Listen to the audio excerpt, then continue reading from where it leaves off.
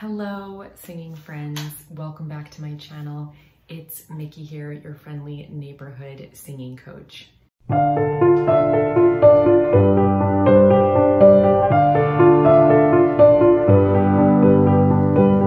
Hello, singing friends and music appreciators. Have you been watching my channel for a while and hoping that I would react to a specific song or artist? Well, if you join my Patreon, you can get your request bumped to the front of the line. I react to patron requests within 24 to 48 hours. And once I film the video, I send you a private link so that you can preview it before it goes out to the public.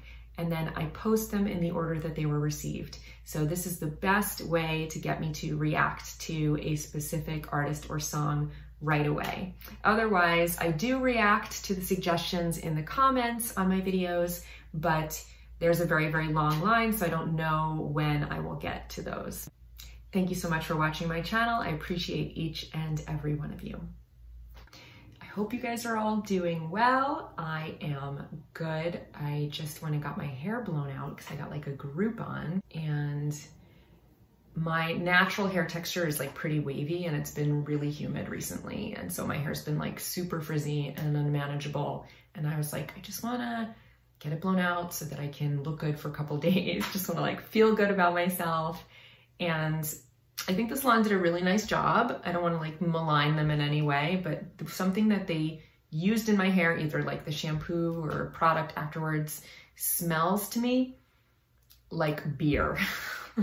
Like cheap beer, and I personally don't drink, and it's really grossing me out. Like it smells like just a bad frat party on my head, and I don't want to wash it yet because then it's not going to come out as flat as they did it.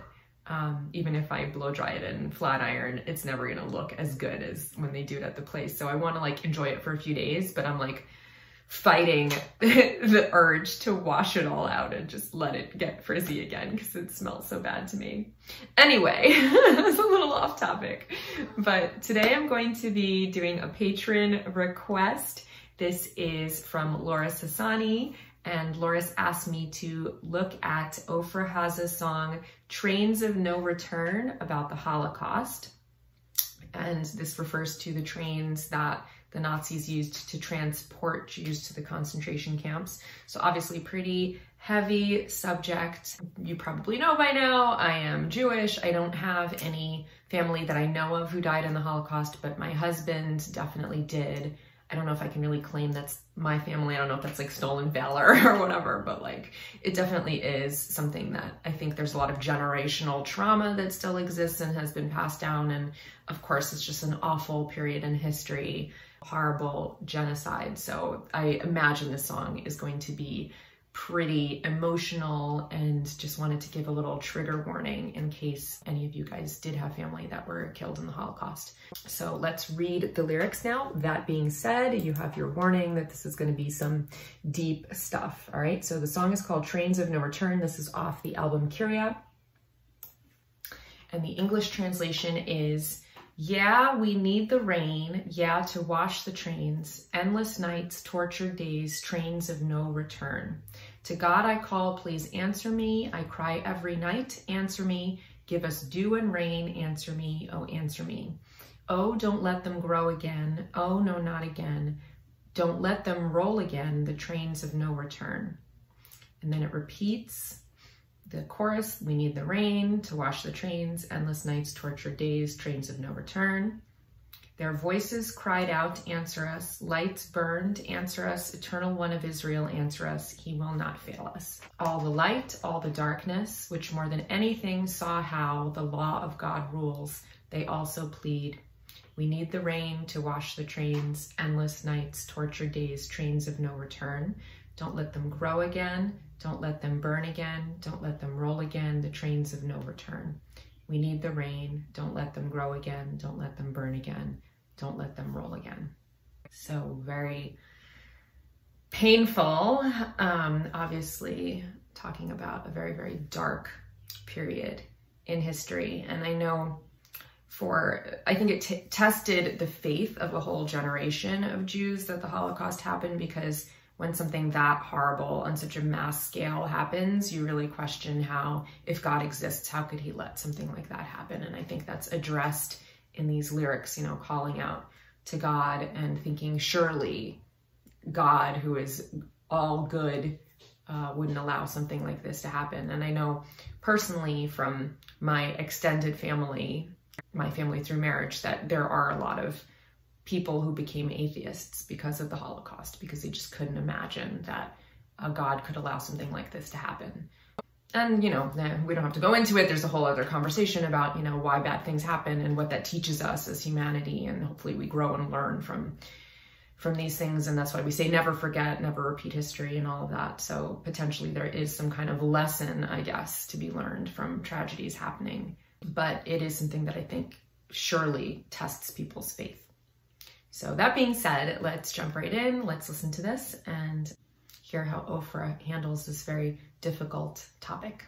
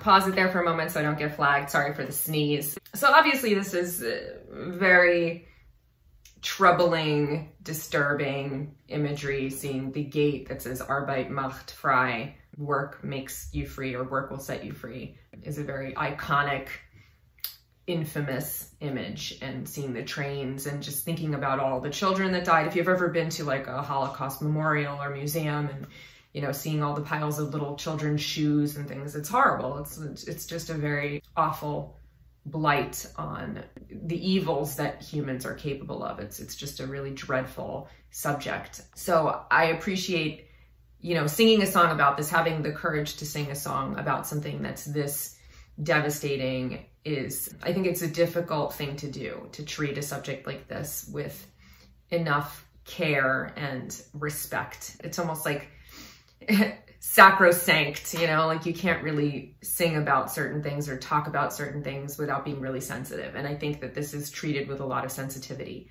appropriately.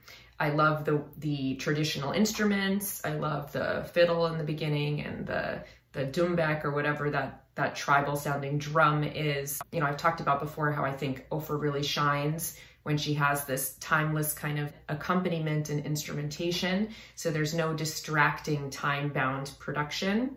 And I love the melismas that she's doing. I think it takes a lot of control, that yay, yay, yay, to do those little turns and trills and things, I think is very difficult. And she always does them with so much accuracy, and she'll repeat the same figures over and over again, Whereas, you know, singing it once is difficult enough, but singing it over and over again in the same exact way, in the same exact phrasing, I think is very, very difficult. So far I'm really enjoying it. I think the line, "The trains of no return," is really haunting, very evocative lyrics, and I like the imagery as well. I think it's all a really nice package and really paints a picture in a respectful way of a subject that is very difficult to talk about, let alone sing about.